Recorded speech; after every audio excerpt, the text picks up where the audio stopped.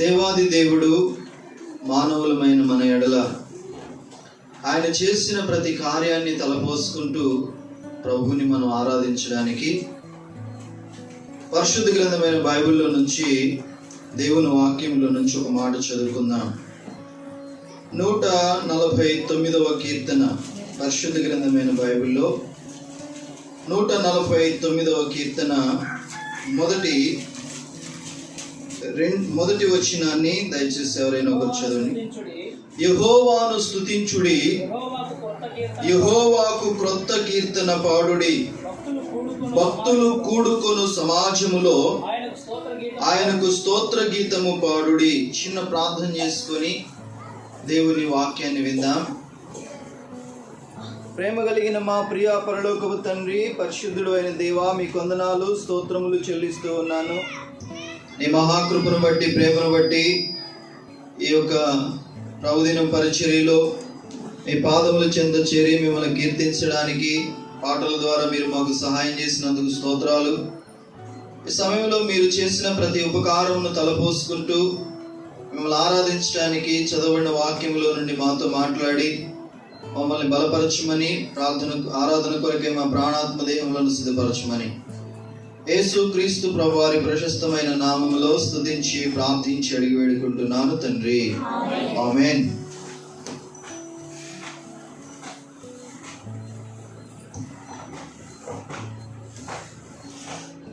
మనం చదువుకున్నటువంటి వాక్య భాగంలో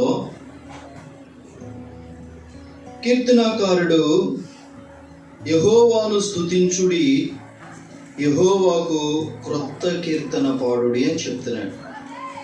ఈ క్రొత్త సంవత్సరంలో ఆయనకి క్రొత్త కీర్తన పాడుచు ఆయన చేసిన ప్రతి కార్యాన్ని మనం తలపోసుకుంటూ ఆయన గొప్పతనాన్ని, ఆయన ఉన్నతమైనటువంటి సంకల్పాన్ని మనము ఎంతగానో ఘనపరచబద్ధులమై ఉంటున్నాం. ఇక్కడ చదువుకున్నటువంటి వాక్య భాగంలో భక్తులు కూడుకొను సమాజములో ఆయనకి స్తోత్ర గీతము పాడాలన్నమాట. భక్తులు కూడుకునేటువంటి సమాజముగా కూడుకునేటువంటి స్థలం ఆయన మందిరం. ఆయన మందిరములో కూడుకొని మనందరం కూడా ఆయనకి స్తోత్ర గీతములు పాడుతూ ఆయన చేసిన కార్యములను మనం తలపోసుకుని ప్రభుని ఆరాధించబద్ధులమై ఉన్నాం. కాబట్టి అందుకే యెషయా గ్రంథం 42వ అధ్యాయంలో కూడా మనం చూస్తే దేవుని వాక్యములో ఏమని రాస్తుంది అని అంటే చూడండి, 10వ వచనం. యెషయా గ్రంథము 42వ అధ్యాయము 10వ వచనం. యెషయా గ్రంథం 42:10. సముద్ర ప్రయాణము చేయువారులారా, సముద్రములోని సమస్తమా ద్వీపములారా, ద్వీప నివాసులారా, యెహోవాకు క్రొత్త గీతము పాడుడి, భూ దిగంతముల నుండి ఆయనను స్తుతించుడి. భూ దిగంతముల నుండి ఆయనను స్తుతిస్తూ, ఆయన ఆరాధిస్తూ, ఆయనకి క్రొత్త గీతము పాడుతూ ఆయనను ఘనపరచబద్ధులమై ఉన్నాం.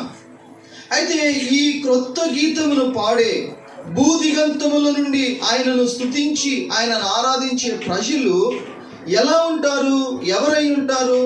ఎవరు ఆయనకి క్రొత్త గీతమును పాడుతూ భక్తులుగా కూడుకొని ఆయన మందిరంలో ఆయన్ని కీర్తించే ప్రజలు ఎవరు అని దేవుని వాక్యంలో చూస్తే ప్రకటన గ్రంథము 14వ అధ్యాయం ఒక మాటను జ్ఞాపకం చేసుకుందాం.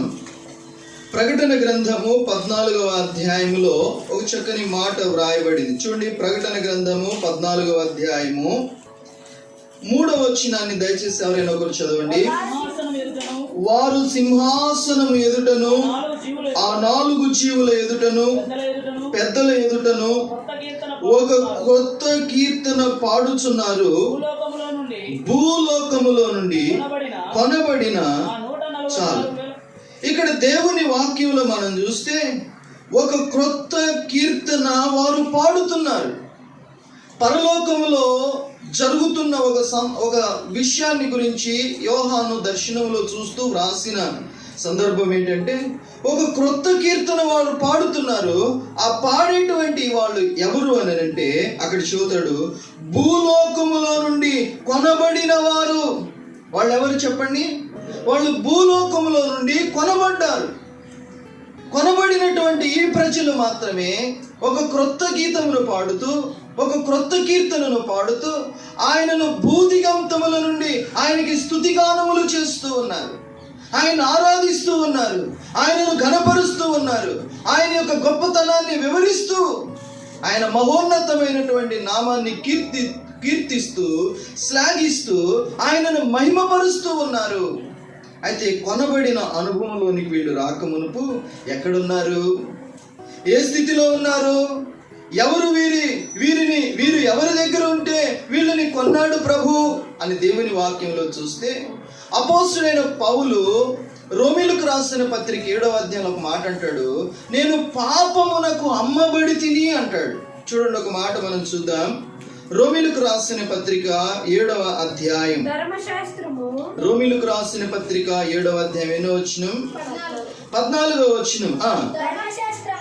ధర్మశాస్త్రము ఆత్మ సంబంధమైనదని ఎరుగుదుము, అయితే నేను పాపమునకు అమ్మబడి శరీర సంబంధినైతిని అంటాడు. ఇక్కడ దేవుని వాక్యాన్ని మనం చూసినప్పుడు ఇక్కడ అపోస్తలుడైన పౌలు చెబుతున్నటువంటి మాట, నేను పాపమునకు అమ్మబడి తిని, నేను పాపమునకు అమ్మబడి శరీర సంబంధినయ్యాను. కాబట్టి మనందరం కూడా ఒకప్పుడు పాపమునకు అమ్మబడిన వారం. దేవుని యొక్క చట్టాన్ని, దేవుని యొక్క నిబంధనను, దేవుని యొక్క ఆజ్ఞను మీరి ఆదాము మనుషులందరినీ కూడా సాతానుకు అమ్మివేశాడు. పాపము అనగా అపవాది స్వభావాన్ని చూపిస్తూ ఉంది. కాబట్టి మానవులందరూ కూడా దేవుని యొక్క వాక్యానికి లోబడకుండా ఆయన చట్టాన్ని ధిక్కరించి పాపమునకు దాసులమై ఉన్నాం, పాపమునకు అమ్మబడి ఉన్నాం. పాపమునకు అమ్మబడిన మన బ్రతుకులను విమోచించాలని ఆయన మానవుడిగా ఈ భూమి మీద జన్మించాడు. అందుకే అపోస్తలుడైన పౌలు చెబుతాడు ఒక మాట అపోస్తల కార్యములో, దేవుడు తన స్వరక్తం ఇచ్చి కొన్న తన సంఘము. ఇప్పుడు పాపమునకు అమ్మబడిన మనలను దేవుని యొక్క వాక్యములో మనం చూస్తే అపోస్తల కార్యములు 20వ అధ్యాయం 28వ వచనంలో అపోస్తలుడైన పౌలు ఒక మాట చెబుతాడు. అపోస్తల కార్యములు 20వ అధ్యాయం 28వ వచనం, దేవుడు తన స్వరక్తమిచ్చి సంపాదించిన సంఘము, దేవుడు తన స్వరక్తమిచ్చి సంపాదించుకున్నాడు. ఇంకొక మాటను మనం చూస్తే దేవుని వాక్యంలో కొరింథీయులకు రాసిన మొదటి పత్రిక దయచేసి చూడండి, 6వ అధ్యాయము 19-20 వచనాలు, లేకపోతే 20వ వచనం, విలువ పెట్టి కొనబడిన వారు గనుక మీ దేహముతో దేవుణ్ణి మహిమపరచు. విలువ పెట్టి కొనబడ్డాం. ఇచ్చిన విలువ ఏంటి అంటే ఆయన తన స్వరక్తం ఇచ్చి కొన్నాడు. యేసుక్రీస్తు ప్రభువారు మానవుడిగా ఈ భూమి మీద జన్మించి సకల మానవుల యొక్క పాప విమోచన కొరకై పాపమునకు అమ్మబడి పాపులుగా బ్రతుకుతున్నటువంటి మనలను విమోచించాలని ఆయన మన నోట ఒక క్రొత్త కీర్తన నుంచి ఆయనను మనం ఆరాధించి మహిమపరచాలని ఆయన ఈ భూమి మీద మానవుడిగా జన్మించాడు. ఆయన మనందరి కొరకై తన రక్తాన్ని ధారపోశాడు. ఆయన మనందరి కొరకై కలువరి శిలువలో తన యొక్క ప్రాణాన్ని బలిగా అర్పించి ఆయన చనిపోయి సమాధి చేయబడి 3వ దినాన తిరిగి లేచుడు ద్వారా ఇప్పుడు ఆయన రక్తము చేత మనం కొనబడిన ప్రజలం. ఆయన తన స్వరక్తం ఇచ్చి మనలను కొన్నాడు. ఆయన విలువ పెట్టి మనలను కొనుక్కొని తన సంఘముగా చేర్చాడు. అందుకే భక్తులు కూడుకొను స్థలములో ఆయనకి స్తోత్ర గీతము పాడాలి అని మనం 149వ కీర్తన 1వ వచనంలో చూసాం. మొట్టమొదటి అనుభవం మనం పాపమునకు అమ్మబడిన వారము. రెండవ మాట మనం చూస్తే దేవుని వాక్యములో ఏమని రాయబడింది అని అంటే చూడండి, నెహెమ్యా గ్రంథము 9వ అధ్యాయం, నెహెమ్యా గ్రంథము 9వ అధ్యాయము దయచేసి 5వ అధ్యాయం క్షమించండి, నెహెమ్యా గ్రంథం 5వ అధ్యాయము 8వ వచనం. అన్యులకు అమ్మబడిన మా సహోదరులైన యూదులను మా శక్తి కొలది మేము విడిపించితిమి. చాలండి. ఇక్కడ దేవుని వాక్యములో మనం చూస్తే రెండవదిగా అన్యులకు అమ్మబడినటువంటి అనుభవం మనది. మన జీవితం ఏంటి అని అంటే, ఒకటి పాపమునకు అమ్మబడ్డాం, రెండవది అన్యులకు అమ్మబడ్డాం. అన్యులకు అమ్మబడటం అంటే దేవుడు లేని జీవితం, సృష్టికర్తను ఎరగని జీవితం, సృష్టికర్త లేని జీవితం, మనలను సృజించిన, మనలను నిర్మించిన, మనలను పుట్టించిన, మనకు రూపుదిద్దిన మన నిజ దేవుణ్ణి ఎరగని ఒక అన్య జనాంగముగా మనము బ్రతుకుతున్నటువంటి ప్రజలం. అయితే వారు చెప్పిన మాట, మా శక్తి కొలది విడిపించామని. అయితే దేవుడు తన శక్తిని ఆయన మానవుడిగా ఈ భూమి మీద జన్మించడం ద్వారా ఆయన మనలను విడిపించాడు. విడిపించి నిజమైన దేవుడు ఎవరో మనకు అర్థమయ్యేటట్లు మన నేత్రాలను వెలిగించాడు. లేకపోతే మనకు సృష్టికి సృష్టికర్తకు తేడా తెలియని ప్రజలం. ఏం తెలియని ప్రజలం చెప్పండి? దైవత్వానికి దైవత్వము లేని స్థితికి ఏమాత్రం కూడా గ్రహింపు లేని ప్రజలం. ఆ దౌర్భాగ్యమైన స్థితిలో ఉన్న మనలను సృష్టికర్త అయిన దేవుడు ఎవరో మనకు బయలుపరిచాడు. యేసుక్రీస్తు ప్రభువారు మన పరలోకపు తండ్రిని, ఆయనకు పిల్లలమని ఆయన బయలుపరిచి మనము సృష్టికర్త సన్నిధికి చేరి ఆయన సన్నిధాన వర్తులమై ఆయనను ఆరాధించే అనుభవంలోనికి దేవుడు నడిపించాడు. కాబట్టి ఈ ఉదయకాల సమయంలో ఒకటి పాపమునకు అమ్మబడ్డాం, రెండోది అన్యులకు అమ్మబడ్డాం, మూడవది దేవుని వాక్యంలో మనం చూస్తే చూడండి, దేవుని వాక్యంలో ఒక మాట రాస్తుంటుంది.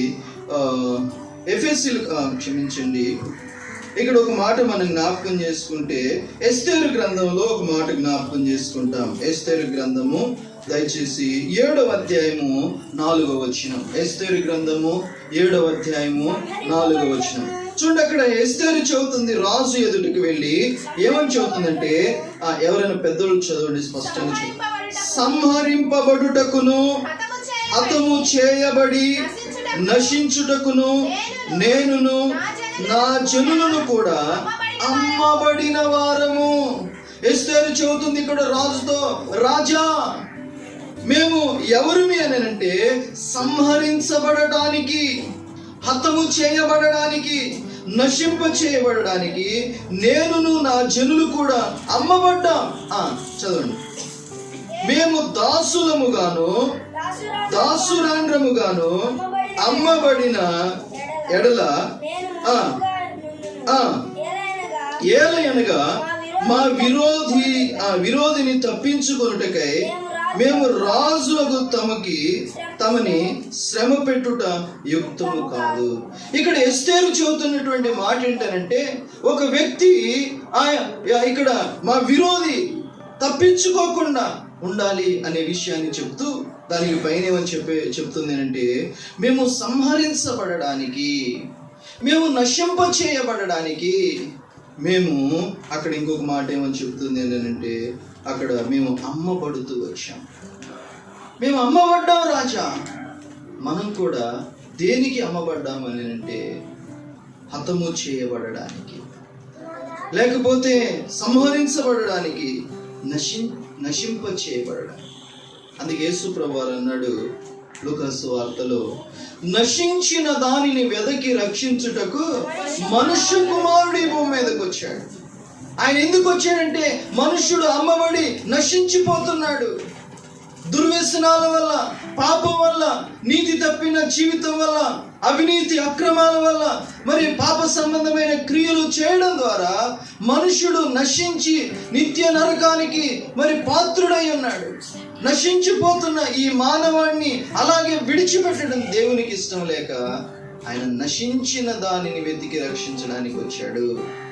మనము నశించిపోతూ ఉండగా మనలను ఒకటి పాపానికి అమ్మబడ్డాం, రెండవది అన్యులకు అమ్మబడ్డాం, మూడవది సంహారకునికి అమ్మబడ్డాం. సంహరించడానికి, నశింప చేయబడ్డానికి మనం అమ్మబడ్డాం. ఆ స్థితిలో ఉన్న మనలను ప్రభు విడిపించాడు. దేవుని వాక్యంలో చూస్తే మత్తయి సువార్త 10వ అధ్యాయము 29వ వచనం ఒక మాట చదువుకుందాం. చూడండి, ఇంకొక మాట జ్ఞాపకం చేసుకుంటే, 2 పిచ్చుకలు అయినను చాలండి, 2 పిచ్చుకలు కాసునకు అమ్మబడును కదా అని చెప్పబడింది. ఇక్కడ ఇంకొక మాట మనం చూస్తే లూకాసు వార్త 12వ అధ్యాయము 6వ వచనం. లూకాసు వార్త 12వ అధ్యాయము 6వ వచనాన్ని కూడా దయచేసి ఒకరు చదవండి. 5 పిచ్చుకలు 2 కాసులకు అమ్మబడును కదా. చాలండి. ఇప్పుడు 2 పిచ్చుకలు 1 కాసుకు అమ్మబడినప్పుడు 5 పిచ్చుకలు ఎన్ని కాసులకు అమ్మబడాలి? ఎన్ని కాసులకు అమ్మబడాలి? కాదు, 2.5 కాసులకు అమ్మబడాలి. కానీ 5 పిచ్చుకలు కూడా ఎంతకు అమ్మబడ్డాయి? ఇక్కడ 2 కాసులకే. అంటే దీని అనుభవం మనకేమి నేర్పిస్తుందంటే విలువలేని స్థితికి. ఏంటిది చెప్పండి? విలువలేని స్థితి. ఎందుకనంటే పాపమునకు అమ్మబడి, దేవుడు లేని స్థితికి అమ్మబడి, సంహారకునికి నశింప చేయడానికి అమ్మబడిన మనము ఒక విలువ లేని వాళ్ళం. ఈ భూమి మీద మనకు విలువ లేదు. ఎందుకంటే పాపాన్ని బట్టి శాపగ్రస్తమైన స్థితిని అనుభవిస్తున్నటువంటి మన జీవితం విలువలేని జీవితం. చూడండి, చచ్చిన చేపను కూడా ఎండిపోయిన తర్వాత మనం ఎంత కొంటాం చెప్పండి? ఇప్పుడు కేజీ ఎంత ఎండు చేపలు తెలుసా మీకు? తెలుసా? దాదాపుగా అవి 200-300 రేటు. చచ్చిన మనిషిని ఎవరినన్నా 10 రూపాయలకు కొనమని అనుకుంటారేమో. చచ్చిపోయిన మనిషిని కొనమనండి, కొంటారా? అంటే మనిషి యొక్క జీవితము ఎంత విలువ లేకుండా అయిపోయింది అని అంటే నిజంగా ప్రియమైన దేవుని బిడ్డలారా, ఎంతో భయంకరమైనటువంటి పరిస్థితి మానవుడిది. అయితే విలువ లేని మనకు ఆయన విలువ పెట్టి కొన్నాడు. అర్థమవుతుందా? ఇప్పుడు ఇక్కడ 2 కాసులకు 5 పిచ్చుకలు అమ్మబడితే, అంటే విలువ లేనటువంటి ఆ జీవితానికి ఆయన విలువ పెట్టి కొన్నాడు. ఆ విలువ వెలకట్టలేనిది. ఆయన పెట్టిన విలువకి ఈ ప్రపంచంలో ఏ మనుషుడు వెలకట్టలేనిది. అందుకే కీర్తనకారుడు ఏమన్నాడంటే, మా కొరకై మా ప్రాణ విమోచన క్రయధనము ఎలాంటిది చెప్పండి? అది ఎన్నటికీ తీరేది కాదు, అది తీరిపోయేది కాదు, అది తీర్చలేని రుణం. అంత వెల ఆయన మన కొరకు చెల్లించాడు. కాబట్టి ఇప్పుడు మనము క్రొత్త కీర్తనతో ప్రభువుని ఆరాధించాలి. న్యూ సాంగ్ అని ఇంగ్లీష్లో రాయబడి ఉంటుంది.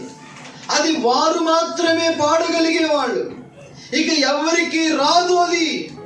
ఎవరు మాత్రమే పాడగలుగుతారు అది అనంటే ఆయన కొన్న ప్రజలు మాత్రమే, భూలోకములో నుండి విమోచించబడిన ప్రజలు మాత్రమే. ఎవరైతే ఆయన యొక్క రక్షణ కార్యం ఎవరిలో జరిగిందో వారు మాత్రమే, ఎవరు పాపము నుండి విమోచించబడ్డారో వారు మాత్రమే, ఎవరు సృష్టికర్త అయిన దేవుని దగ్గరకు వచ్చారో వారు మాత్రమే, ఎవరు మరణము నుండి నిత్య నరకం నుండి తప్పించుకున్నారు, ఆ సంహారకుని చేతిలో నశించిపోయే స్థితి నుండి ఎవరు విడుదల పొందారో వాళ్ళు మాత్రమే ఆరాధించగలిగిన అనుభవం ఇది. అందరూ ఆరాధించలేరు, అందరికీ ఇది రాదు. ఎవరనంటే విలువలేని స్థితిలో నుండి విడుదల పొంది, ప్రభువా ఎంత భయంకరమైన బ్రతుకు మాది, ఆ విలువలేని స్థితిలో ఉన్న మాకు నీవు విలువ ఇచ్చావు, నీవు విలువ పెట్టి కొన్నావు. అది ఎన్నటికీ తీరేది కాదు. ఆయన రక్తం నిష్కలంకమైన నిర్దోషమైన గొర్రె పిల్ల వంటి రక్తము చేత ఆయన మనల్ని కొన్నాడు. అందుకే మనము ఆయన రక్తము ద్వారా కొనబడిన ప్రజలు, ఆయన స్వరక్తం ఇచ్చి సంపాదించిన ప్రజలం. కాబట్టి ఈ సమయంలో మనం ఏం చేయాలి అంటే ప్రభువుని హృదయపూర్వకంగా ఆరాధించాలి. వాస్తవమే ప్రభువా, నువ్వు కొనబడక మునుపు నేను అమ్మబడిన వ్యక్తిని. ఎవరిని నేను చెప్పండి? అమ్మబడిన వ్యక్తిని. పాపమునకు అమ్మబడ్డాను, దేవుడు లేని స్థితికి అమ్మబడ్డాను, నశించి సంహారకుని చేతిలో నిత్య నరకానికి వెళ్ళడానికి అమ్మబడ్డాను. ఒక విలువ లేని బ్రతుకు ఈ భూమి మీద బ్రతుకుతూ ఉన్నాను. అలాంటి జీవితంలో ఉన్న నన్ను యేసుక్రీస్తు ప్రభు వారి యొక్క రక్తము ద్వారా విలువ పెట్టి నన్ను కొనుట ద్వారా నన్ను నీ సొత్తుగా చేసుకొని నా నోట నీ క్రొత్త గీతాన్ని ఉంచినందుకు నీకు స్తోత్రములు చెల్లిస్తూ ఉన్నాను, నిన్ను ఆరాధించి మహిమపరుస్తున్నాను అని చెప్పి మనం హృదయపూర్వకంగా ఆయనకి క్రొత్త గీతమును పాడుతూ నూతన సంవత్సరంలో నూతన అనుభవాలతో ఆయన ఆరాధిద్దాం. నూతన అనుభవములతో అని ఒక పాట మనం పాడుతాం. కాబట్టి ఈ నూతన అనుభవంతో, పాత మాటలతో కాకుండా ప్రభువా నేను చచ్చిన కుక్కను అది ఇది అని ఏదో చెప్పుకుంటా ఆరాధించడం కాదు, కానీ వాక్యపు వెలుగులో దేవుని వాక్యం విన్నటువంటి ఆ అనుభవంలో మనం హృదయపూర్వకంగా ప్రభుని ఆరాధించి ప్రభు నామాన్ని ఘనపరుద్దాం. దేవుడు ఈ కొద్ది మాటలు దీవించునుగాక.